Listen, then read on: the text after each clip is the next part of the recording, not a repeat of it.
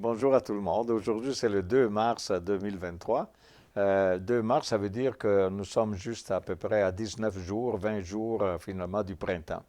Donc, c'est pour ça aujourd'hui, peut-être il neige un peu en regardant par la fenêtre, mais on sait que l'hiver tire plus ou moins à la fin, mais quand même, on a quand même 20 jours officiellement d'hiver, avant d'arriver à la beauté du ciel du printemps qui est un bleu spécial. Vous savez, le ciel du printemps a un bleu qui est particulier. Je ne sais pas pourquoi, c'est la position du soleil, de la planète et tout ça. Et bon, enfin, pour ne pas parler de ça, mais finalement, est-ce qu'il y a des choses belles à regarder? Ben, dans le graphique, ici que vous avez du marché boursier, le marché boursier aujourd'hui est à la hausse. Le trait que vous avez ici à la fin, ça c'est le SPY, hein. Donc pour nous, c'est l'exemple de toute l'Amérique du Nord en termes de bourse, parce que ce sont les 500 titres les meilleurs aux États-Unis. Et donc voilà, donc il est à la hausse. Est-ce que vraiment il est à la hausse pour toujours, pas pour toujours, mais enfin pour continuer?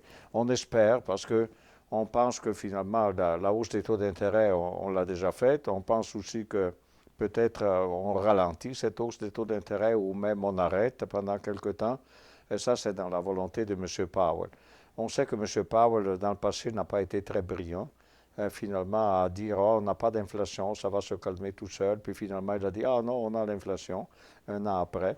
Et là, il s'est mis, pouf, à toute allure à augmenter de 75 points de base les taux d'intérêt 4 fois dans une année.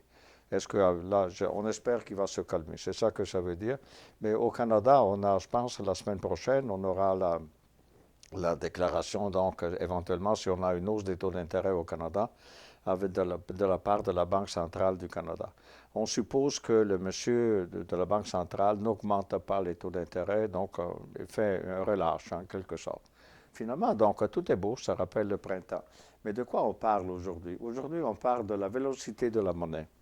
Et c'est quoi la vélocité de la monnaie? Ben, la vélocité de la monnaie, si vous regardez le graphique, ça c'est le graphique qui vient de l'exemple 1. Si vous regardez dans la bibliographie, enfin bibliographie, dans les références qui sont données, les 6 références, c'est la référence numéro 1.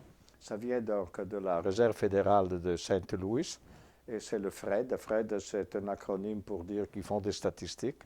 Et vous noterez, c'est marqué la velocity of M2 money stock. Donc, qu'est-ce que ça veut dire cette vélocité ou cette, parce que mon terme français aussi c'est vélocité.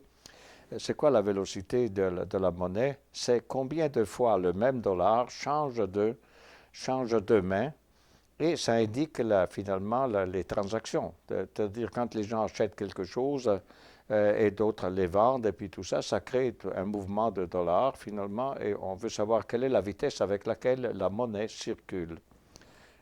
Comment on le fait ça? Ben, regardez un exemple ici. D'abord, la vélocité, ben, d'abord ici c'est marqué ici en haut.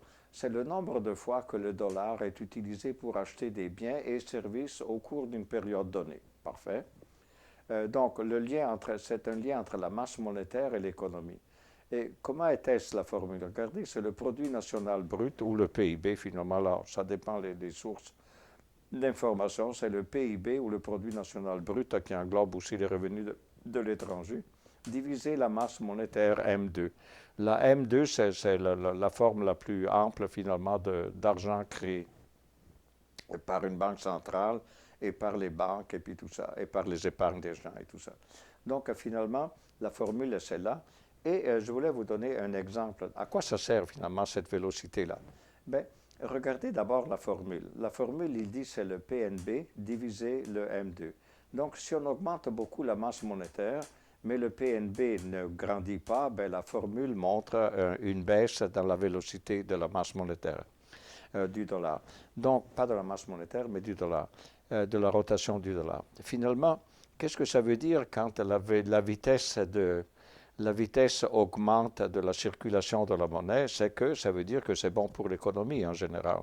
Ça veut dire que les gens achètent, vendent, achètent, et vendent, et vendent, et vendent, et finalement, ça crée donc une augmentation de la vitesse de la circulation du même dollar qui passe d'un à l'autre, etc. Naturellement, si la vitesse diminue, ben, si la vitesse diminue pour la même masse monétaire, ça veut dire que finalement, il y a une diminution des transactions. Et s'il y a une diminution des transactions, c'est parce que les gens préfèrent peut-être épargner, garder ça à la banque et puis finalement dépenser moins. Ça veut dire habituellement que ça annonce une restriction dans l'économie. L'économie se ralentit. C'est ça que ça veut dire. Donc, c'est intéressant de voir cette masse monétaire. Donc, si vous regardez, par exemple, l'exemple que vous avez ici, donc c'est encore une fois dans la référence 1 de Saint-Louis, vous notez qu'à partir de 1960 jusqu'à peu près à 1990, vous avez pratiquement la masse, finalement la vélocité est toujours la même, grosso modo, c'est-à-dire 1,8. Après, à partir de 1995 et 2000, surtout 2000, 80, on a eu finalement comment dire, une masse monétaire, une vélocité qui a grandi parce que probablement, sans aller dans les détails de tout ça, probablement parce que les gens ont dépensé plus et tout ça. Et donc, ça fait circuler plus l'argent pour peut-être une masse monétaire qui n'avait pas grandi autant. Et petit à petit, regardez, à partir de l'an 2000, la vélocité de l'argent diminue. Et diminue, et on arrive à l'an 2020, quand on a le COVID, dans lequel la vélocité se ralentit. Les gens, finalement, ne dépensent plus rien, ils sont à la maison, et puis finalement, ils épargnent, et puis mettent l'argent de côté. À présent, ça remonte un peu, tranquillement, ça remonte un peu avec l'an 2000, 2020. Est-ce que c'est bon que ça remonte? Oui, si ça remonte encore, ça veut dire qu'il y a plus de transactions qui se font, donc les gens dépensent l'argent, et donc c'est bon.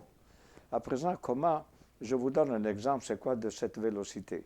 Je prends l'exemple de la référence, je crois, numéro 2. Je pense que c'est Investopedia qui donne ça. Il y en a d'autres des références qui donnent des exemples, mais je crois que l'exemple le plus clair, c'est peut-être donné par la Investopedia. Donc, on imagine qu'il y a une mini-économie faite seulement de deux individus, l'individu A et l'individu B, et chacun possède 100 dollars. Donc, la masse monétaire est 200 dollars. 100 dollars de A, 100 dollars de B, ça fait 200. Donc, ça correspond au M2, si vous voulez, que vous avez dans la formule.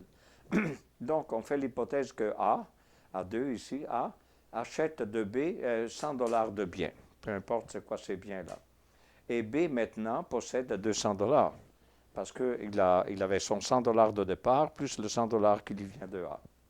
Ensuite, 4, B achète des biens de A pour 100 dollars, plus des services pour 100 dollars. Donc, finalement, à ce moment ici, B n'aura plus d'argent et c'est A qui possède maintenant 200 dollars. On arrive à 6 et à 6, on a B vend à A des biens pour 100 dollars. Et A et B ont maintenant chacun 100 dollars. Finalement, la masse monétaire n'a pas changé, c'est 100 dollars chacun et ça fait toujours de 100 dollars. Mais l'argent a circulé tellement pour faire un total de 400 dollars de valeur de transaction. Donc, la vélocité, c'est 400 dollars de transaction divisé 200 qui est la masse monétaire et ça donne la vélocité égale à 2. Au fond, le calcul est simple. À présent, quels sont les facteurs qui influencent cette vélocité? C'est la masse monétaire, c'est clair. La masse monétaire, pour vous donner une idée, et pourquoi, par exemple, voyez-vous, dans cet exemple ici de Saint-Louis que vous avez, vous voyez qu'à partir de l'an 2000, et ça commence, surtout, disons, sérieusement, à partir, mettons, de 2008, ça descend vraiment. Pourquoi? Qu'est-ce qui s'est passé en l'an 2000 et jusqu'à présent pour que la vélocité de l'argent diminue? Est-ce que l'économie va mal? Non, l'économie va bien. Donc, ça veut dire qu'on a créé trop d'argent. C'est ça que ça veut dire. Donc, dans notre équation, voyez-vous, le 200 a grandi, mais naturellement, les transactions se font, mais la masse monétaire a grandi et donc ça diminue, si vous voulez, le ratio entre les deux. Et regardez, Gary nous met à présent à regarder, ça c'est la référence, je crois, numéro 2, c'est ça? La 6, pardon. Ça c'est la référence, pardon, merci. Ça c'est la référence numéro 6. Dans la référence numéro 6, c'est la masse monétaire. Combien d'argent on crée? Mais là, on parle toujours des États-Unis, mais pour nous, c'est la même chose finalement. On est tellement liés aux États-Unis. Donc la conclusion, c'est que la masse monétaire, à partir de 1950, a augmenté d'une façon tranquille, si vous voulez, jusqu'à l'an 2008. En 2008, on a le problème du subprime aux États-Unis, puis le risque de récession, puis tout ça. On brûle énormément d'argent. Et donc, à partir de ce moment-là, la Banque centrale a fait le quantitative easing, la Banque centrale des États-Unis. Donc, le quantitative easing, qu'est-ce que ça veut dire? Ça veut dire qu'il injectait de l'argent dans les banques. Comment injecter de l'argent dans les banques? Eh bien, la Banque centrale, qui est la banque des banquiers, dit aux banques, OK, je vais t'acheter, mais tu es obligé de me les vendre, je t'achète les obligations que tu as et je te paye. Donc, finalement, les banques donnent leur, comment dire, inventaire d'obligations qu'elles ont à la Banque centrale. Donner, ça veut dire tout simplement, ben, ils le vendent. Et la Banque centrale les paye. Et ça injecte de l'argent, finalement, dans les banques. Donc, finalement, c'est cette quantitative easing, cette masse monétaire qui crée de la monnaie. Regardez comment la masse monétaire a augmenté entre 2008 et 2010. Ça veut dire que la masse monétaire dans notre équation ici a grandi énormément. Est-ce que l'économie a grandi de la même façon? Par rapport à la masse monétaire, non. Et donc, ça a grandi, mais pas à la même vitesse. Donc, la conclusion, c'est qu'on se retrouve, vu qu'ici, on a créé beaucoup de monnaie, on se retrouve dans le graphique, et Gary va nous montrer le 1 à nouveau. Voyez-vous, ça marche à l'envers du précédent. Donc, là, ici, ça veut dire que la vitesse, la vélocité, si vous voulez, donc des transactions et tout ça, des transactions, pas tellement des transactions qui a diminué, mais c'est la quantité d'argent ici qui a augmenté au dénominateur. À présent, est-ce que ça veut dire que c'est pessimiste? Non, ça veut dire tout simplement qu'on a créé beaucoup, beaucoup d'argent, mais l'économie n'a pas suivi. Surtout ajouter le coronavirus qui est arrivé, puis ça a été encore un désastre dans le sens que l'économie a ralenti, mais en même temps, la masse monétaire a continué à augmenter parce que la Réserve fédérale a continué à pomper de l'argent pour compenser le revenu des gens qui n'avaient plus de revenus, puis tout ça. Donc, la conclusion, c'est qu'on a, voyez-vous, en l'an 2020, à cause du COVID, on a une énorme baisse de la vitesse à cause justement du fait que la masse monétaire avait grandi beaucoup, mais les transactions n'étaient pas là. Et finalement, là, ça reprend, voyez-vous. Nous sommes pratiquement en 2002, là, 2003, parce que ça, c'est à jour.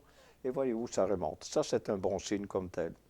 Donc, ils vous disent que les facteurs qui influencent la vélocité, c'est la masse monétaire, ça on l'a dit, le comportement des consommateurs. Imaginez Covid, les gens ne dépensent pas, ils épargnent, et donc ça réduit la vitesse.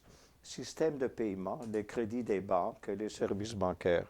Par exemple, vous avez une carte de crédit, par exemple, il y en a une qui vous donne, mettons, 2000 dollars de crédit, mais l'autre vous en donne 10 000. Ben, c'est ces crédits-là aussi qui jouent naturellement sur la masse monétaire. Est-ce que c'est un outil important, cette vélocité de la monnaie? Elle est là, mais si vous lisez dans les références on vous donne, vous verrez que c'est un peu discuté l'utilité de ça, parce que ça dépend beaucoup de circonstances. Mais c'est aussi une mesure, en quelque sorte, qui permet de comprendre l'inflation, parce qu'il se pourrait, dans l'inflation, que la masse monétaire n'augmente pas, mais finalement, les gens dépensent plus. Ou encore, il y a tellement d'argent que les gens, finalement, dépensent, mais on ne produit pas assez de biens pour faire. Parce que là, regardez, PNB, c'est la production de biens. Donc, s'il y a beaucoup d'argent, mais on ne produit pas de biens, bien, ça crée l'inflation. Donc, à vous d'explorer un peu l'utilité et l'intérêt pour cette vélocité de la monnaie, mais c'est quand même un concept intéressant. Quand est-ce qu'il est né? Ouf, ça fait longtemps qu'il est né, mais statistiquement, c'est à présent qu'on a toutes les statistiques pour pouvoir faire ces calculs. Une fois dit tout ça, ben c'est tout pour aujourd'hui.